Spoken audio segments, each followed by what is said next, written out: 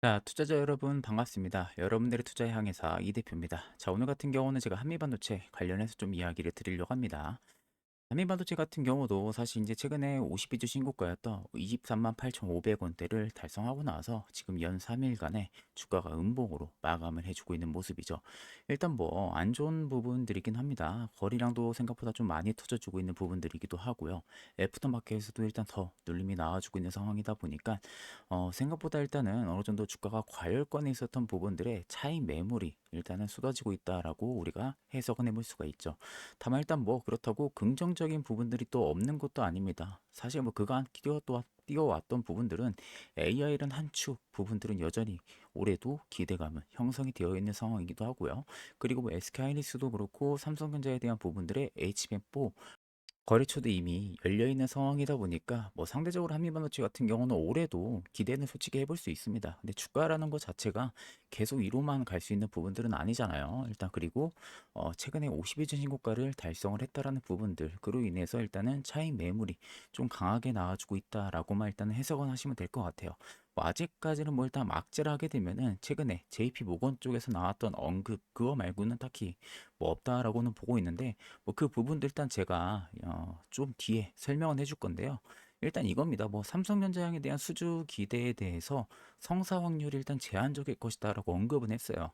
근데 그 부분들이 주가에 생각보다 그렇게 뭐 영향은 크지는 않은 것 같거든요. 근데 다만 그나마 좀 뭐 조정을 준다 하면은 뭐 이거 말고는 딱히 아직까지 뭐 악재라고 할 만한 부분들은 없기는 합니다. 자, 그래서 최근에 뭐 수급적인 면모들을 놓고 보면요. 개인들은 오히려 지금 담아내고 있죠. 이틀간 매수, 외국인이 이틀 매도, 기관이 오늘 좀 매도하고 있고요. 금투, 보험, 투신, 연기금이 3일간 매도, 사모펀드도 3일간에 매도를 하고 있습니다. 자, 일단 중요한 부분들은 아직까지 메이저들이 가지고 있는 물량들이 좀 많다라는 거죠. 과연 이 물량들을 어떻게 할 것이냐라는 부분들이 문제고요. 일단 개인들은 그간 누적 순매수량이 많이 없었던 상황이다 보니까 과연 이 물량을 개인들이 전부 다 받아낼 것이냐 이제 이 부분도 일단 관전 포인트가 될 가능성이 높습니다. 통상적으로 이제 외국인이나 기관 그 금투가 이렇게까지 물량을 가지고 있다라는 것은 일단 아직까지 뭐 기대감이 여전히 공존을 해 있다는 소리가 되는 거고요. 그 기대감에 있어서 숫자도 이미 증명을 해주고 있다라는 소리가 되는 거기 때문에 이제 결국엔 그 눈높이를 계속해서 충족을 시켜줄 수 있냐 이게 이제 관건이지 않을까 그렇게 바라보고 있는 상황입니다. 일단은 52주 신고가를 달성을 했다라는 거, 그로 인한 어느 정도 차익 매물이 나와주고 있다라는 거.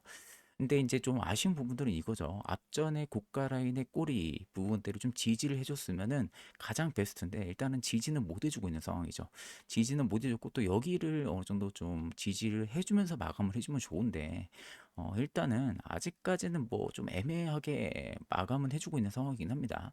만약에 여기 위에서 마감을 해준다라고 하게 되면은 그래도 조금 열려 있는 상황이긴 해요. 왜냐면 위쪽 라인에서의 꼬리를 남기고 저항이 나왔던 구간이거든요. 자, 그러면 이 구간에서 만약에 혹시라도 더 밀리지 않고 위에서 마감을 해준다라고 할 경우에는 지지를 받고 또다시 위로 올라갈 가능성은 충분히 열려 있기 때문에 아직은 너무 뭐 높아시면 여러분들이 이제 뭐 조정 나온다 이거 이제 시간차 뭐 조정 나온다 이거 좀 길게 가겠구나 잘못하면 큰일 나겠구나 뭐 이렇게 생각하실 뭐 그럴 필요까지는 좀 전혀 없다라고 보고 있는 상황입니다. 그렇기 때문에 오히려 이 조정이 또 한 번의 기회가 될 수도 있다. 좀 긍정적으로 그렇게 생각하셔도 되지 않을까 싶어요.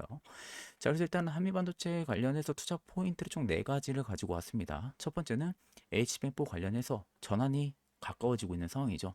그로 인해서 이 TC 본더 쪽에 대한 부분들의 추가 발주 기대가 확실히 커지고 있는 구간입니다. 이 TC 본더 시장이 일전에는 한미반도체 중심이었죠. 근데 최근에 하나세미트부터요 ASMPT까지 공급 축이 업그레이드가 되고 있는 상황이죠. 즉, 이 두 업체들까지도 지금 TC 본더 시장에 들어와 주면서 이제는 이 점유율 싸움이 된 거죠. 기존에는 한미반도체 중심이었다 하게 되면은 하나세미트가 또 다른 기업까지 들어온 상황에서는 발주 배분이 이제는 단기 변수로 남은 상황이고요. 세 번째는 이제 앞서 말씀드렸던 이 삼성전자향 수주 기대에 대해서 JP 모건이 일단은 성사 확률이 제한적일 것이다라고 언급은 했습니다. 이것도 이제 추후에 구체적으로 좀 제가 말씀을 드릴 거고 네 번째는 기대가 앞선 구간에서는 대려 변동성은 키울 수 있다라는 부분들도 일단은 염두는 해둬야 되지 않을까 개인적으로 생각은 하고 있습니다. 그래서 한미 반도체에 관심을 가지고 있거나 혹여나 가지고 있으신 분들은 오늘 영상 마지막까지 시청하셔서 도움 받아가시면 되실 것 같습니다. 자, 그래서 한미반도체 같은 경우는 이제는 바라볼 때는 이 종목을 뭐 항상 말씀드렸던 부분들이지만요. HBM 수혜주라고만 보면은 흐름을 놓치기 쉽습니다. 지금 시장이 반응을 하는 지점은 분명한 것은 HBM에 대한 수요 그 자체가 아니라 HBM이 그 다음 단계로 넘어가는 국면에서 이 장비 밸류 체인이 어떻게 재편이 되느냐. 그게 이제 중요해지는 거죠. HBM3에서 올해부터는 이제 4로 전환이 되는 이 시점에서 과연 장비 밸류 체인에 대한 재편의 핵심 이걸 따라갈 수 있냐라는 부분들 그로 인해서 어, 작년같이 마찬가지로 한미반도체 중심으로 TC 본드에 대한 점유율을 계속해서 유지를 하고 또 그 이상의 어떤 새로운 거래처라든지 이런 부분들을 확보를 하면서 밸류업을 시킬 수 있냐 이게 이제는 좀 중요한 과제가 되지 않았을까 그렇게 좀 바라보고 있습니다. 자, 그래서 최근에 반도체 장비 쪽으로 다시 수급이 붙기 시작한 배경은 확실히 있는 상황이죠.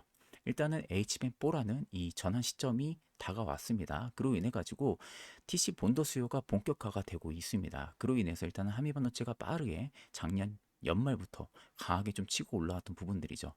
자, 그래서 이 HBM4 전환 시점에 생각보다 빠르게 다가오고 있다는 신호가 여러 채널에서 동시에 나오고 있는 상황이고요. SK하이닉스가 2026년 초, 특히 2월 전후로 HBM4 양산을 본격화할 수 있다는 언급도 나왔습니다. 자, 그로 인해서 시장의 시선은 자연스럽게 그럼 적층 공정 장비는 누가 얼마나 가져가느냐 이쪽으로 이동을 하게 되는 거죠.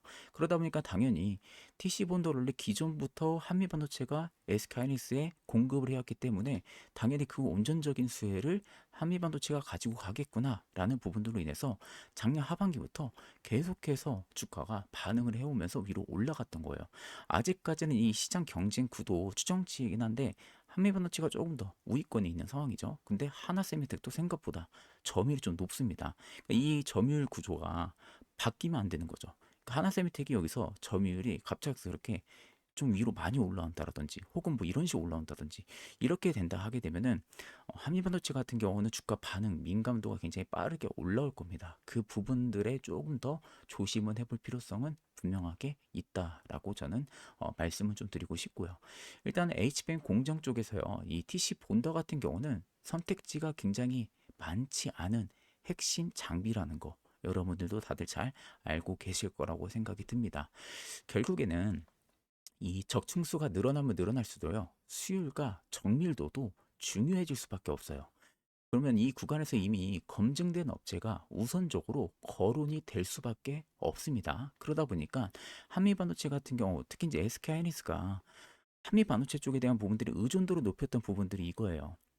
결국에는 계속해서 핵심 장비, TC 본더가 핵심 장비 쪽이다 보니까 저층수는 늘어나는데 이걸 수율이나 정밀도를 계속해서 검증을 해야 되잖아. 근데 그 검증하는 업체가 너무 제한적이기도 하고 또 그 검증하는데 시간도 너무 오래 걸려요.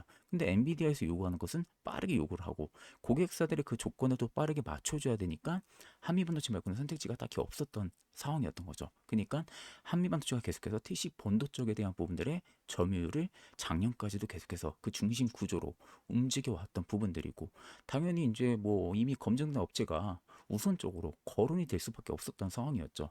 이 지점에서 한미반도체가 계속해서 그 이름을 올리는 이유는 단순했던 거예요. 현재 세대에서 HBM에서 굉장히 높은 점유율과 실제 납품 레퍼런스를 동시에 확보한 몇 안 되는 업체이기 때문이라는 거죠. 자, 그래도 지금 시장 환경은 과거랑 좀 많이 달라졌다는 것도 여러분들이 알고 계셔야 됩니다. 예전에는요, 어떻게 보면은 HBM 쪽에 대한 부분들의 증설, 그리고 그 이후에 한미반도체라는 그 수혜 쪽으로 단순하게 공식을 비교적 쉽게 작동을 했다라고 하게 되면은 지금은 이제는 공급사 쪽에 대한 부분들의 경쟁 구도라는 변수가 새로 붙어버렸죠. 그게 뭡니까? 앞전에 여러분들 보셨다시피 하나세미테 그리고 ASMPT라는 이 공급사가 딱 붙어버린 겁니다. 그러니까 이제는 기존에는 무조건 HBM 증설하면은 한미반도체 수혜라는 공식이었는데 이제는 그게 아니라는 거죠. 결국 경쟁 구도가 변수가 붙었기 때문에 이제는 하나세미텍도 TC 분도 공급 라인에 들어왔고요. 또 글로벌 장비 업체 이 ASMPT까지도 경쟁군으로 거론이 되면서 발주가 늘어도 모든 물량이 한 곳으로 쏠릴 거라는 그 가정은 더 이상 안전하지가 않게 된 겁니다. 자, 그래서 최근에 주가 흐름을 보면은 호재가 나와도 예전처럼 일방향으로 밀어붙이기보다는 기대와 현실을 반복해서 저울질하는 모습이 좀 더 많이 나타나기도 하는 거예요. 그러니까 특히 시장은 이런 큰 기대를 해왔던 부분들이 최근에 이거기도 했었죠. 삼성전자야.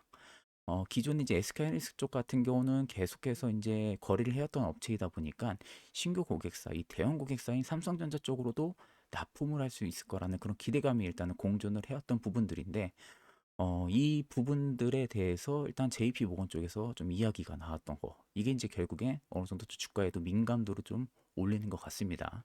그러니까 어떻게 보면은 최근 시장에서 굉장히 크게 기대를 해왔는데 이 삼성전자의 TC 본도 납품 가능성에 대해서 지금 글로벌 투자은행이 확률이 아마 제한적일 것이다라고 평가를 했어요. 이 평가한 부분은요, 단기적으로 당연히 변동성을 키울 수 있는 재료로 작용을 합니다.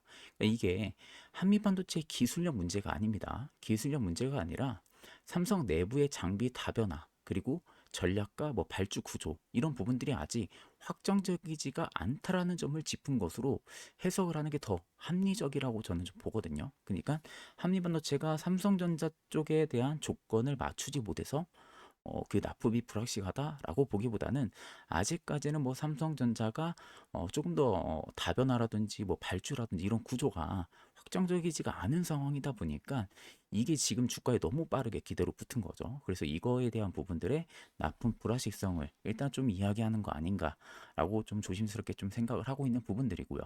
자, 그렇다고 해서요. 이 한미반도체가 중장기 스토리가 훼손이 됐다라고 보기도 어렵습니다. 한미반도체는 여전히 뭐예요? HBM TC 본더 시장에서는요, 굉장히 또 가장 많은 레퍼런스를 보유한 업체입니다. HBM3E 이후부터요, HBM4로 넘어가는 구간에서도 기존 고객사 중심의 추가 발주 가능성은 언제든 열려 있습니다. 실제로도 실적 측면에서도 최근 몇 분기 동안 장비 매출이 굉장히 빠르게 증가를 했고요. 또 사이클 초입에 들어와 있다라는 신호도 계속해서 보여주고 있었다라는 거죠. 그렇기 때문에 여전히 성장 스토리는 훼손이 되지가 않았다라는 것은 축으로는 꼭 가지고 있어야 됩니다.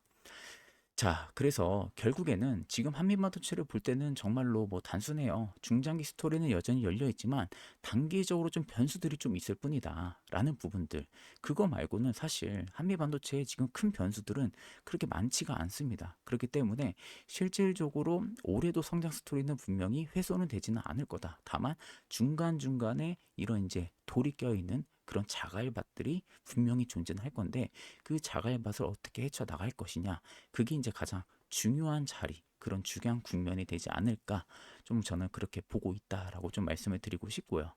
자, 그래서 지금 한미 반도체를 볼 때 핵심은 단순합니다. 이 종목은요, 일단 HBM 사이클의 끝자락이 아니라 다음 사이클의 초입에서 누가 주도권을 가져가느냐를 가르는 국면에 놓여 있다라고 보시면 될 것 같아요.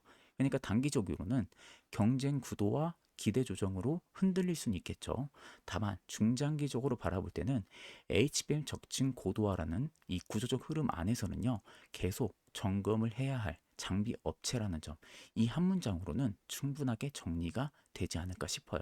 그래서 지금은 이미 옳은 종목인가를 묻기보다는요, 이 HBM4 시대에서 이 회사가 핵심 장비 공급사로 남아 있을 수 있는가, 이 질문에 대한 답을 시장이 찾아가는 과정에 있다라고 보는 게 더 현실적인 시각이다라고 보는 게 더욱 현명합니다. 그렇기 때문에 일단 이 부분은 꼭 여러분들이 생각을 하셔야 되고요. 중장기 밸류체인에 대한 포지셔닝 관점에서는 모니터링을 꾸준하게 해볼 필요성이 있습니다. 오히려 이 단기적인 조정이 여러분들에게 매수할 수 있는 또 하나의 기회가 될 수도 있어요. 이걸 꼭 여러분들 머릿속에 넣어 두시면 될 것 같습니다. 자, 추후에도 한미반도체 관련해서 신규 재료나 이슈가 나오게 되면은 또 영상으로 안내를 도와드릴 테니까 그 점도 참고를 하고 계시면 되겠습니다. 자, 그럼 오늘 영상은 여기서 마무리하도록 하겠습니다. 감사합니다.